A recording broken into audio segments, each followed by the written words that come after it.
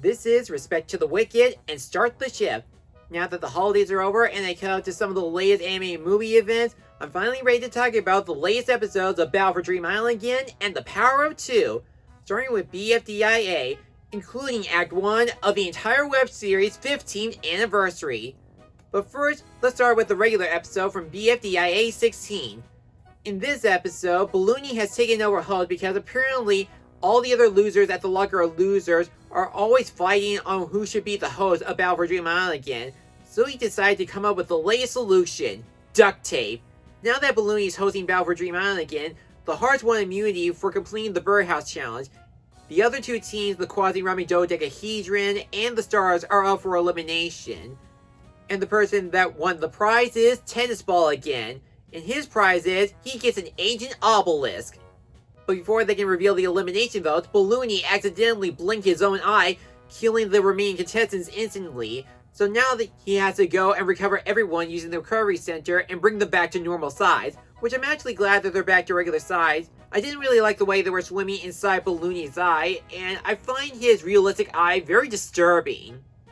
And for this cake estate, the players who are safe will receive a small grain of rice. And the loser that's next to leave Battle for Dream Island again is Bommy. I'm not gonna lie, I wasn't expecting Bommy to come in 9th place for Battle for Dream Island again. I thought he would come at least the top 5 or something. I'm not 100% sure why it was his time to go, but I think the real reason is it has something to do with his bad relationship with Needle. He thought Needle betrayed Woba ever since she became a free smarter, even though it wasn't really her fault, it was Ruby's swap token that started it all. And Bommy said he would forgive Needle if she doesn't act in generosity, but it's clear the viewer doesn't want any of that, seeing how Needle already has another act to deal with, and that involves Pencil and the act of sacrifice. So it's clear that Needle won't give Bommy anything for a really long time, and I will miss Bommy. He really did play a great game overall. Now that we're down to the final 8, it's time to form regular teams. Again. Something tells me that we're not going to get any sort of merge until we reach the final 3. However, Fries wants to go solo again, and apparently Wobun doesn't want Nickel anymore, and neither does Tennis Ball, so apparently Nickel's going to have to be a team of 1 all by himself like Fries. But here's something crazy. Pin and Coiny are trying to get Needle to join Wobut again, but she wants to stay as a free smart, so she thought of the best solution possible: joining both teams. And yeah, I have to side with Free Smart on this. Playing both sides is not a good idea. I know some other contestants from other reality shows manage to pull it off when playing both sides, but when you play every side, it can be catastrophic and paints a target on your back. So what's the 16 contest? Well, it's a game of scavenger tag. Each team must pick a trinket and then hide it. Free Smart has the Free Smart Super Van, Wobun has Coiny's Dirt Cake, Team Gnome name, which we might as well call Tennis Ball since the only team member left. He has his obelisk, Nickel has his triangular chunk, and Fries has a balloon. After they hit their prize position, their mission is to find the other team's trinket and tag it using their hands or feet. If it gets tagged, that team is out. The last team left standing with their own trinket wins immunity. This one is mostly a pretty good hide-and-seek and tag challenge because I like the way the contestants hide their treasures and how they find the others. And as much as I say Needle didn't really play a smart move when playing both sides as Free Smart or Wobun, there were some funny bits where she actually played both sides. She has these sticky notes that if she wears an eraser, she's a Free Smart. If she's wearing a pin, she's a Wobuncher. My favorite part is when she goes back and forth on top of the dirt mountain hitting pen or pencil. Speaking of which, like everyone, I thought Tennis Ball's obelisk was hidden under that dirt, but apparently it was not, so he really did play a smart game on hitting it very well. But do you know what's even shocking about this episode?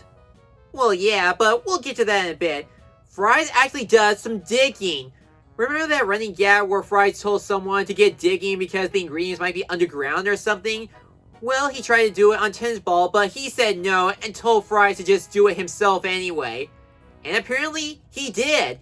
He tries digging underground to get a taste of Coiny's dirt, but no matter what he does, he couldn't get it right.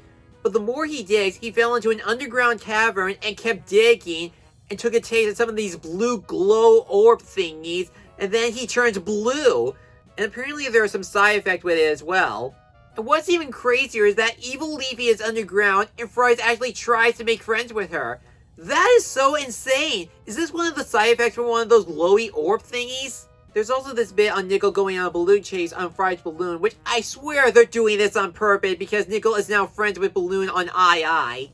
But I had to admit, one of my favorite climaxes in any Battle for Dream Island episode, Nickel finally caught Fry's balloon, and he actually harnessed the power of the storm while he was up in the clouds. And when I mean he harnessed the power of the storm, he actually used electricity to kill everyone and destroy Tennis Ball Obelisk before he could tag it.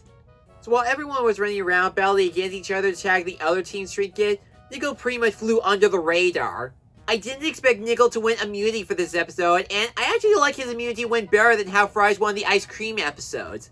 This was a very good episode, and a shocking one too. And now we come to the 17th episode, where the remaining players decide to go back to Yodeland and recover everyone that died in the last episode. Unfortunately, they had another Balloony and the Locker of Losers, so they decided to destroy them using Spongy, but it didn't work because of the propeller. So Balloony and the rest of the Locker of Losers decided to go away and hit Lightspeed. But before they leave, Balloony calls someone to take over his host, and it turns out to be Fiery. But it's not just him that's taking over the show, it's also the rest of the We Trembling Fortress losers of Battle for Dream Island again. So we have Rocky, Fiery, Yellowface, Gelatin, Ice Cube, Golf Ball, Ruby, and Bommy taking over as hosts for Battle for Dream Island again.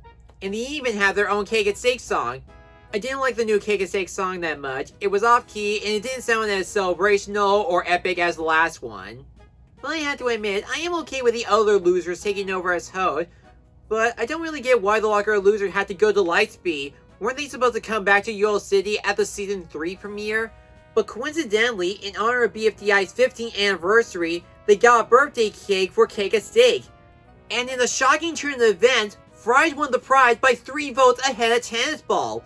I guess this has something to do with being friends with evil Leafy, turning blue, and actually digging all by himself. And for his prize, he can choose either immunity to the final 6 or remove a character from existence. And you think this is the part where Pin comes in and says something that everyone loves Fries, blah blah blah, but that doesn't happen. Fries actually chooses immunity, so he's going to the final 6. And before you ask, he wasn't really in danger or anything in this episode. He wasn't in the bomb 2 or 3 or anything like that. But to be fair, he did play a smart move on choosing immunity over the other one because the second one always backfired for everyone. So as the Weak Trembling Fortress gives out some cake to some of the safe players, it's down to the Free Smarters, Pencil and Needle. And the result is... the captain of Free Smart, aka Pencil, is hereby eliminated, coming in 8th place. Ever since I saw the last episode where Needle decided to play both sides as a Free Smarter and a Woe Buncher, I thought she would be eliminated in this episode because she was up for elimination twice. Well, turns out I was actually wrong. It appears the viewers are pretty much done with Pencil. I think the reason why Pencil got eliminated in this episode is that it could be the fact she didn't really respect Needle that much as a Free Smarter, no matter how many sacrifices she made. Sure, these sacrifices occurred when Pencil was either dead or off screen, but there were tons of witnesses that showed that she did an act of sacrifice. So it's very clear that everyone pretty much had enough of Pencil and her relationship with Needle. But even as a Free Smart leader, she wasn't that very strong of a leader either. She did everything that she can to keep Free Smart going, but it looks like she's not winning this contest. Although Pencil was eliminated, Needle still wanted to play both sides, but Book recommended that she would just pick one team, Free Smart or Woe Bunch. But then all of a sudden, Tennis Ball wants her as a Quasi again, and then Nickel wants her for some reason. That was when she had enough and decided to join Fries as Fry Smart. And without Needle, Book really is the last Free Smart representative left on the team. And for this episode's challenge, the final 7 must be their truest self. What I mean is that everyone else left in the game are either a mess or changed their appearance. So here's how it's going to work. Golf Ball create a machine that displays the final 7's truest self, and they must look like their old selves again. Get a check mark from the machine for all team members, and that team wins immunity. The rest of the Weak Trailing Fortress losers are not allowed to intervene during the rest of the challenge, even though they've done a lot of intervening during the entire episode, especially towards Book. They wreck her cover, and Free Smart destroy the elevator during her training process. Oh, and did I forget to mention that Pencil helped Needle by giving her a Leafy detector to find evil Leafy for Fries, Even though Book is an official Free Smart member, is Free Smart actually trying to make Book lose and get eliminated? Yeah, apparently this episode was way too hard on Book when all she wanted was a makeover to fix her cover. But when she got to the mall, all the vendors pretty much asked her for one thing in order to get what she wanted. If she wanted to get a makeover, she needs some printed pages from Pamphlet. If she wants those printed pages, she needs to help Pamphlet get his music career back, and so on and so forth. Yep, this is one of those trading episodes that if you want one, it can cause a chain reaction.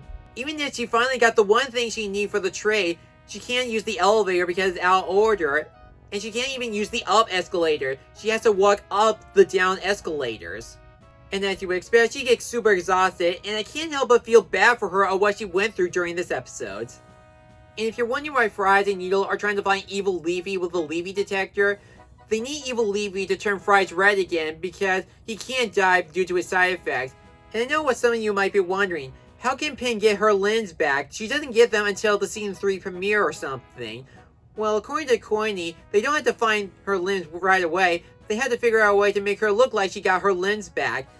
Coiny thought if Yodelite had some extraordinary magical powers like what it did to Tennisball on fixing his fuzziness during the challenge, maybe the Yodelite can give Pin her limbs back or something. They would borrow the Yodelite that Tennisball and Nickel had, but they're stuck on a time travel adventure. And this is the part where things really get meta. When Nickel tried to get a piece of himself back from Tennisball, they stepped on his late machine and they actually traveled into the future. 10 years into the future, which means they traveled to the first ever episode of BFB. I was not expecting that they would bring up BFB and Teapot for this episode. Animation, recommended characters, and everything. And no matter what Tennisball or Nickel do, they keep traveling further into the future with some of the latest episodes of Teapot. Even though they're not allowed to meddle in the future, they did some small meddling during their stay, like talking to some of the other characters, and at one point, Nickel actually talked to some bugs, while Jetpack and again are trying to get rid of the bugs from entering the hotel. So I had to admit, their time travel adventure was a lot of fun. I did like this episode. I know there were some special guest stars in honor of BFDIA's 15th anniversary, but I don't know all these celebrity YouTubers in this episode.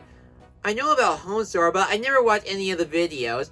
I only know Jelly Apocalypse because of those 10 words or less review videos. All that I know about the guest stars voicing in this episode is that most of them are playing the vendors at the mall. But I still had a good time with this episode. I enjoyed Tennisball and Nickel's excellent adventures. I like some of the scenes involving Evil Leafy and Fry Smart. And I do approve that the Week Trailing Fortune losers taking over as hosts. Can Book hold the Free Smart forward all by herself? Will Needle actually pick a side for once?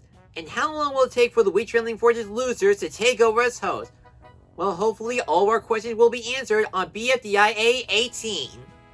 Join me next time on the next BFDI vlog where I'll discuss the latest episodes of Teapot, how they celebrate 15 years of Battle for Dream Island, and we'll learn what will happen if you send your light 10 years into the future.